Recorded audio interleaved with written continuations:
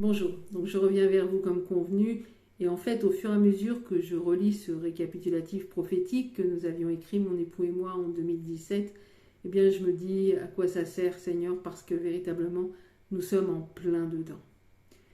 Alors je vais juste vous partager encore une capsule pour vous dire un peu ce que mon époux avait écrit à l'époque.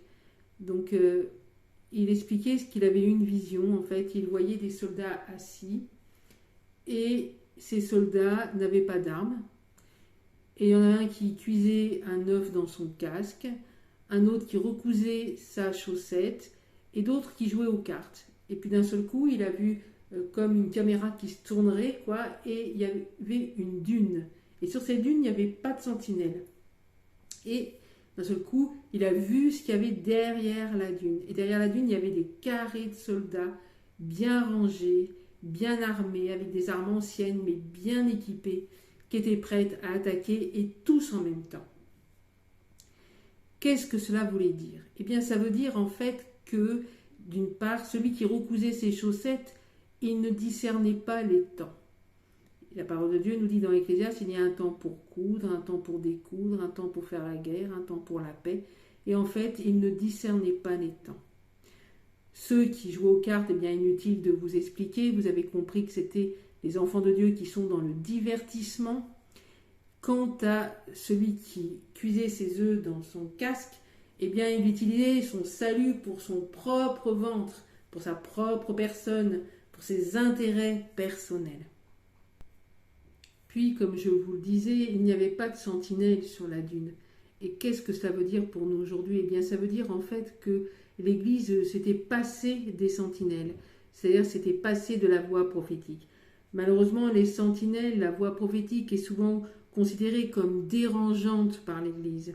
Et le message qui est donné de la part de ces sentinelles est souvent tourné en dérision.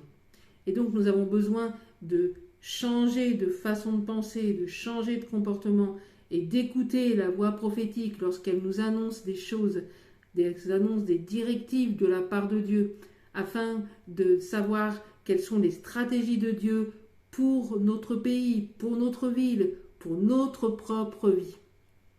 Est-ce que nous sommes dans un de ces cas de figure? Si oui, il est encore temps, je pense, de nous ressaisir et de nous plonger, de nous enraciner véritablement dans la parole de Dieu qui est l'épée de l'esprit, qui va nous permettre de tenir ferme dans les temps difficiles dans lesquels nous entrons. Et il est temps aussi de décider de changer de mentalité. Aujourd'hui, l'Église est divisée, plus que divisée même, et il est temps de décider de nous unir ensemble, de marcher ensemble. Et je parlais dans la première capsule d'un temps de persécution des Huguenots, et il y a eu à ce moment-là un réveil prophétique incroyable. Et de la même manière, je pense que nous allons vivre un temps de persécution très violente, mais qu'il va y avoir également un réveil sans précédent. Et qu'est-ce qu'il va y avoir comme particularité pendant ce réveil? Eh bien, Dieu va lever des hommes et des femmes qui ne sont pas connus du grand public, qui ne sont pas connus peut-être même des milieux ecclésiales, mais qui sont connus de Dieu. Dieu va lever une armée d'hommes et de femmes, je dirais, sans visage. Et Dieu va lever aussi des enfants.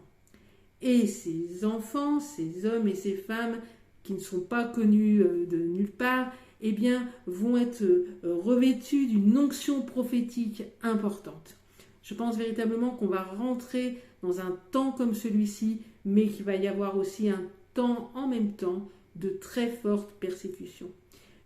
La question à se poser, c'est si aujourd'hui je suis dans le divertissement, si j'utilise mon salut pour mon propre ventre, si je ne discerne pas les temps, c'est le temps pour moi véritablement de me réveiller et de changer de mentalité, de changer de comportement et de décider de me consacrer à Jésus afin d'être enrôlé dans cette armée des temps de la fin que Dieu est en train de lever. Et je veux déclarer au nom de Jésus que tu en feras partie. Je te souhaite une excellente fin de journée et je te dis à bientôt. N'hésite pas à commenter, n'hésite pas à partager, n'hésite pas également à poser tes questions si tu le souhaites. Et si tu le veux, va sur notre site ez37m.com et tu retrouveras toutes les prophéties que nous avons reçues depuis 30 années. À très bientôt, soyez abondamment bénis. Au revoir.